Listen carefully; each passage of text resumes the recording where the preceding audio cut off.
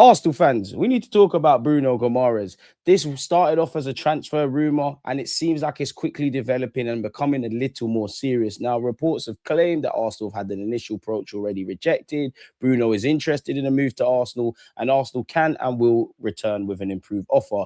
As expected, Newcastle's public stance remains that their captain is not for sale, so there's still a long way to go before anyone starts tracking flights or printing shirts or doing makeshift 11s, people. The real question for me is not whether Arsenal could sign Bruno Guimarães. The question should be, should we spend serious money on him? And what would he actually bring to this midfield? He's 28 years of age, Premier League proven midfielder, Brazil international, and of course, Newcastle's captain. And this would not be a development signing. This would be a player Arsenal are buying, and we expect to arrive and thrive from the moment of entry and immediately help us, apologies, in our quest to not only retain the Premier League, but any other bit of silverware that is on offer. According to TalkSport and many different various news publications, he's indicated he wants to leave Newcastle and join Arsenal. We're preparing another attempt after an earlier offer verbally was rejected. That remains a report rather than anything officially confirmed by Newcastle, Arsenal, or the player. But you can understand why a move would appeal to Arsenal, and also Bruno's move potentially to Arsenal would appeal. It feels like a match made in heaven. As I stated, he's already established himself in the Premier League. He's already Newcastle's captain. He's a fan favourite. He's one of the poster boys of Newcastle. He won a trophy, and he's got he's played his part in making Newcastle competitive again. At this stage of his career, at 28, though, the next question should be, can he consistently compete for a team that can and will win Premier Leagues, potentially Champions Leagues and whatever? Arsenal can offer him that immediate pressure. Every match matters. Every drop point becomes debatable. Every Champions League knockout tie becomes a defining night. Some players shrink around that expectation. For me, Bruno looks like a type who would enjoy it. He's got a lot of personality. He wants the ball when opponents are pressuring. He enjoys confrontation. He's not scared to make himself unpopular. And we know as Arsenal fans, he's been a bit of a villain. Arsenal have a lot of technically gifted players in which Bruno would be that. But sometimes you also need players with a bit of an edge, people. I also think the biggest mistake would be to describe Bruno as simply a 6 or an 8. I don't think he has the engine. He gets around the pitch, you could see, and I like that. But I wouldn't say he's Declan Rice, but I think some Arsenal fans would think he's a bit like Declan Rice. And when you speak to Newcastle fans, they actually say sometimes they have to protect him and get legs in midfield. You also saw that with Brazil. I like him because I think with Lewis Skelly, with Declan Rice and Zubimendi, they've all got different strengths and are better in certain roles than the others, but they're all 6s and 8s potentially. And where Bruno's concerned, he can operate deep. He can receive the ball consistently from defenders and help play progressive passes and just in general help with our progression. He can also play higher up the field, in which I would like Rice in that 6, which he played towards the latter end. And of course, I'd like Bruno further forward, picking the locks, people, and combining, arriving in the penalty area and getting into goal scoring positions. Not to mention he could take a mean set piece. According to the 2025-26 season campaign, people recorded 9 assists, 9 goals and 5 assists, people, which shows he could be a major attacking contribution from central midfield. I need to fact check that. That matters because Arsenal do not only need midfielders, we need midfielders who can not only keep possession, but can also affect games and progress the ball. Possession is 9/10 of the law, but it's what you do with the ball. He can receive under pressure, protect the ball, draw fouls, break lines with his passing, and play through tight central spaces. He's also comfortable, like Rice, making late runs towards the box. This would appeal to Arteta because naturally this would give Mikel Arteta several options. You could play him and Rice and allow Rice to be further forward. You could have Rice as a defensive base and allow Bruno more freedom to be an aggressive number 8. You could even play both of them in a powerful midfield for difficult away matches where Arsenal need physicality, personality, and control. That versatility is an attraction to not only Mikel Arteta, but also us Arsenal fans. And obviously, when you do a light search and compare Bruno Guimarães against our existing midfield options, the comparison shows 3 areas, people. Let's look at Jules 1. Bruno Guimarães has 6.1. Lewis Skelly's got 4.9. Zubimendi's got 4.6. Declan Rice has 4.3. Eze's got 4.1. And Ødegaard's got 2.9. For recoveries, Bruno's got 5.0. Lewis Skelly's got 3.9. Zubimendi's got 3.5. Declan Rice has 5.2. Eze's got 3.4. Martin Ødegaard has 4.3. For tackles 1, Guimarães is also high ranking in that. It's 1.6. Lewis Skelly's got 0.6. Zubimendi's got 1.1. Declan Rice has 1.0. Eze and Ødegaard have 0.6 each. Bruno leads everybody for duels one and tackles one. Rice slightly leads him for recoveries, which makes sense because Rice covers huge ground and cleans up loose balls. Of course, there's mitigating factors. Not everybody's played the same amount of minutes. Obviously, Arsenal are typically the side with more dominant periods of possession in comparison to Newcastle. So there's some mitigating factors, but it reflects that Bruno is in many ways a complete midfielder capable of thriving in several areas, people. And it means Bruno does not just receive possession and play nice passes. He actively wins the ball, protects it under contact, and engages opponents. Naturally, that's important because Arsenal can sometimes have midfield quality without enough aggression. Bruno, in part, gives you both. Bruno gives you silk and steel. He can play football, but he's also prepared to turn the midfield into a fight. He's not coming to hide behind Declan Rice. He's coming to help Rice bully teams. These players have different profiles. Ødegaard and Eze are not expected to contest as many duels as a Bruno. Zubi may be instructed to hold his position rather than chase opponents. So this does not automatically mean Bruno is better than everyone. It means his game contains a level of physical involvement that others generally do not match. When you look at his duel numbers across the last 4 seasons, you look at this graphic, people, and it shows Bruno ranks within Newcastle for total duels won. In 2022-23, he was second at Newcastle. The next season, 23-24, he was first. The season after that, he was first. And the season that's just gone is second. This means this ain't just a random season where he suddenly became aggressive. He's got, evidence. And across several years, Bruno has consistently been one of Newcastle's top 2 players for duels won, people. That suggests something is part of his identity. It's repeatable and it's not a purple patch. So when games potentially get ugly, Bruno's not going to disappear. He's going to get more involved. Some midfielders want the ball when the game is calm. Bruno still wants it when boots are flying. Naturally, that matters for Arsenal because we're trying to compete in knockout stages and win the Champions League. We're obviously in the title race. And we've seen several games have not always been beautiful. You need players that are capable of winning technical games and street smartness, people, and street fights. These are total numbers, so they're influenced, of course, by minutes played and the number of matches available. The 2025-26 total may also be from an incomplete season. As you know, Bruno's team's ranking is therefore more useful than comparing 168 directly with 286. The one thing that attracts me is I have an appreciation of it. I understand in the modern day, tactically, you've got standing places, you've got to be able to win the ball back. Bruno's got that, ticks all those boxes. I don't really care about that because I know he can do that. Also, something he can do is what I want is you look at his open play touch maps and you look at the graphic, people, and you compare it with 24-25 and 25-26. The number on the top shows the change in touches per 90 minutes. The second number in brackets appears to show is 20-25-26 touches in that zone.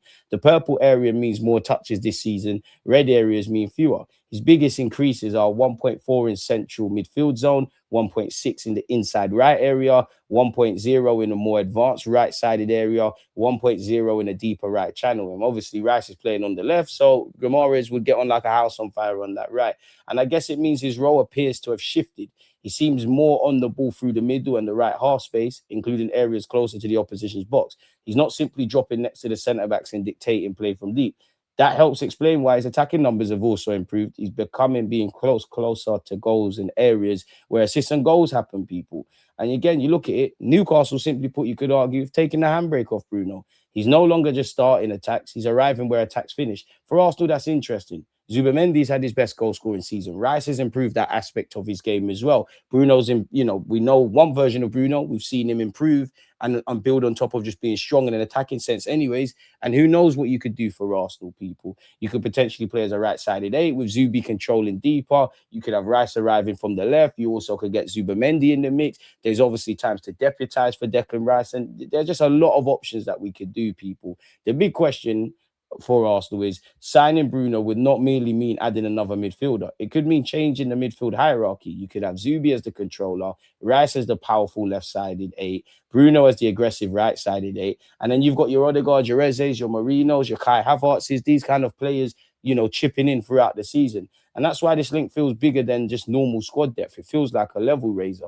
His Premier League record is shown in the 2021-22 season, people. He got 5 goals, 1 assist. Season after that, 4 goals, 5 assists. Season after that, 7 goals, 8 assists. Season after that, 5 goals, 6 assists. Season after that, 9 goals, 5 assists. that shows in the 2025-26 season, from 27 starts, he had 14 goal involvements. That's only one fewer than his best Premier League total of 15, which came from 37 starts. So that means the attacking side of Bruno at Newcastle is being enhanced more, and they're playing on that. But it also shows that he's growing and becoming a bit more complete. He's already shown he's capable of controlling games and winning battles, but now he's producing more decisive moments around the penalty area. And the fact that he's captain shows he steps up in difficult moments. 9 league goals from midfield is good work, particularly when you combine with his defensive work.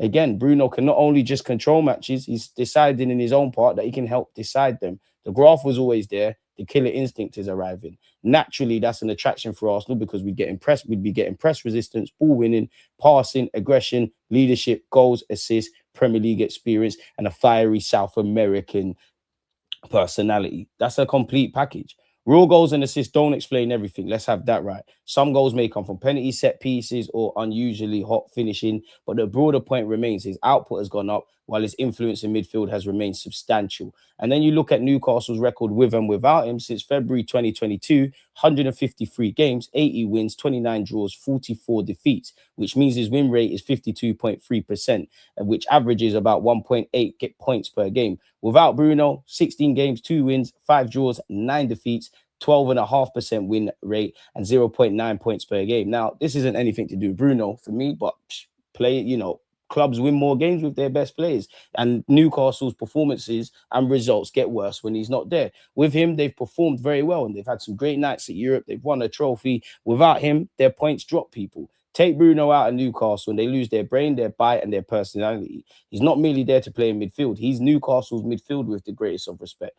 This chart also shows you've got to be careful because without Bruno's sample contains only 16 games compared to the 153 matches with him. Newcastle may also have been missing other players naturally or facing difficult opponents in certain games. It does not prove Bruno alone caused the difference, but the gap is still so large that it supports the argument that Newcastle struggled to replace his influence, people.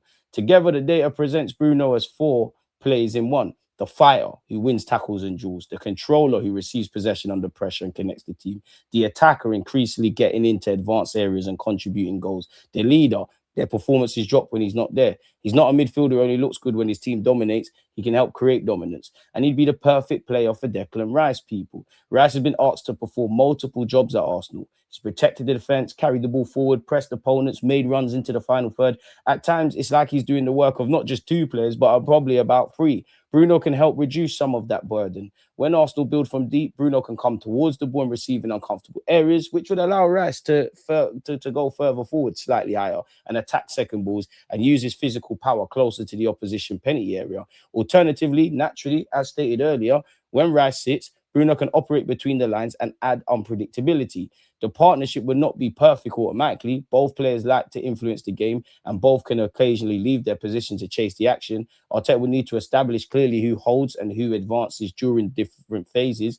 But in terms of quality, aggression, and Premier League experience, you could argue if this does happen, who would have a better midfield duo of Rice and obviously Guimarães? And that could become one of the greatest partnerships in England and by default in European football. Bruno would provide several elements, man, technical security, aggression, and attacking output. The strongest teams do not have 11 guaranteed starters and then a massive drop in quality. They have different combinations for different opponents. That's what Arsenal are trying to and need to build, people. And again, people, you look at his record for duels won across the last 4 seasons, people. Again, he was second in 22-23. The season after that, he was first. The season after that, he was first. Before the season that's just gone of 25-26, he was second. This is not just a random season where he becomes aggressive. He's displayed himself across several seasons of being one of Newcastle's top ball winners. So I have to make that open and clear again, people. I've got a lot of time for him, man. The goals, the assists, the dominating, the physical aspects, the fact that he's 28 and there's a burning desire to want to improve and obviously win stuff. For me, this just makes too much sense, people. It would be stupid not to. Then you obviously look at the price. Bruno could like Arsenal. Arsenal could like him. We could do videos like this where clearly Bruno's a player we should have signed at Lyon. We should have not allowed him to go to Newcastle. He's been a fantastic signing. Bruno could want Arsenal, as stated. Arteta could want him. Newcastle and Arsenal need to agree a price valuation. They've seen Isaac go, they've seen Tonali go, they've seen Gordon leave. Bruno Guimarães being the last one out, on top of where they've lost two this summer, sends a bad message as Newcastle look to rebuild. You know, you see everything from as low as 55 to 65 to as high as 100 odd million.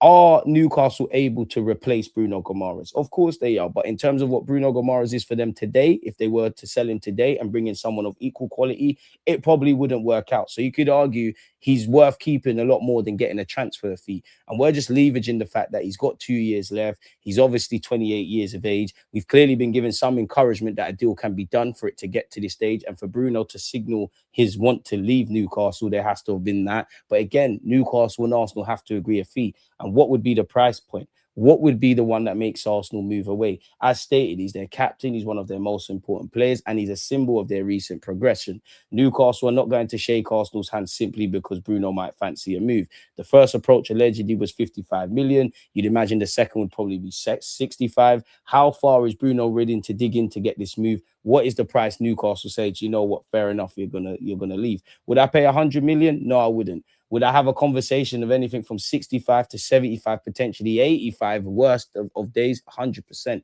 At 28 years of age, we'd be buying a player in his prime years rather than future resale potential. And that means the footballing return has to justify the investment. Arsenal are now at a stage where every signing cannot be judged mainly by resale value and what they could be tomorrow. It's about what they are today. Sometimes you have to buy the finished player because you believe he helps you win immediately. City have done that. Liverpool have done that. Real Madrid have done that. If Arsenal believe Bruno is the final midfield piece, you cannot reject the deal solely because he will not be sold for a profit 5 years from now.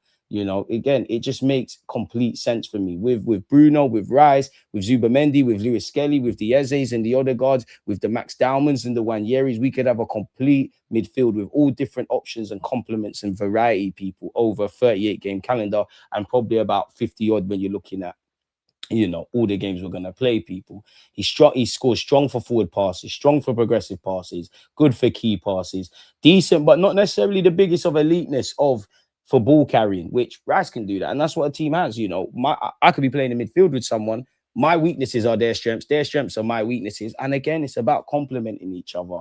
He's around average for dual success, if I'm honest, and he's lower for possession one, people. But that could all change in a team that's on the front foot a bit more, which means Bruno's biggest strength is moving the ball forward. He's not shown as the biggest ball winner or strongest carrier, but he receives, turns pressure into progression, and helps Newcastle travel up the pitch. Bruno can and would be our conductor, in my opinion. Give the ball to him in difficult areas, and he can get your team moving in the right direction. He's balanced. He does not dominate every category, but he gives you a bit of creation, control, and progression. And I just think him and Declan Rice would be absolutely stupid. And your Ezes, your Ødegaards, whoever the hell you want ahead of him would be absolutely amazing, people. So it's going to be interesting, people. And again, the minutes, Bruno's probably played a lot more minutes, but we've ran our players into the ground. We all see Rice at the World Cup. We need to be careful. A midfield of Bruno, Rice, Ødegaard could potentially give Arsenal one of three things, well, three things. Rice's power and carrying, Bruno's control and progression, Ødegaard's chance creation, and maybe more so Eze. But the balance question would be whether Bruno and Rice provide enough positional discipline behind Ødegaard. And I think they do. Rice is the engine, Bruno's the conductor, Ødegaard is the locksmith. Together, Arsenal would have power, control, and creativity. You know, again, obviously, there's a lot of risk. Bruno would get a lot of yellow cards in an Arsenal shirt. Bruno plays emotionally and aggressively, and that's part of what makes him effective. But it could also lead to Arsenal being bit on the arse. Secondly, Arsenal already dominate possession in almost all domestic games. The recruitment team has to decide whether Bruno is the perfect stylistic fit for breaking down deep defensive blocks rather than simply an excellent Premier League midfielder. Thirdly, the price has to leave enough money for the attack. If signing Bruno stops Arsenal from acquiring that explosive winger or forward they desperately need, then I would question the priorities. The midfield can improve, but the attack still needs greater unpredictability, 1-versus-1 ability and goals. Bruno Guimarães would be a part of an ambitious window, not the signing that consumes the entire window. So that means my verdict is straightforward. It's a yes for me. Bruno improves us. Premier League experience, tactical flexibility, goals from midfield, technical quality, personality, you know, a star in his own right, and enhances those around him, people. And the collective options we could have with the several names stated throughout this video, it would be stupid not to. Arsenal naturally have to remain disciplined in negotiations. Newcastle are within their rights to demand serious money because he's their captain and is under contract until 2027/2028. Arsenal must decide on the maximum figure and be prepared to walk away and get alternative targets if the number becomes ridiculous.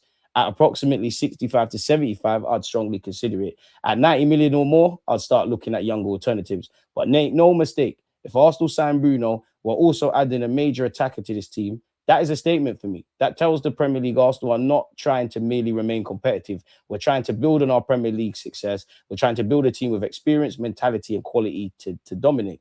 So, with that being said, let me know your thoughts. What's the absolute maximum you pay for Bruno Guimarães? Would you pay 75 or more for Bruno Guimarães? And what would be your Arsenal midfield next season? Would it be Rice, Bruno, and Ødegaard, or would Zubimendi be in the mix? Because on one hand, while there's a lot of competition and there's a lot of games, somebody's got to miss out.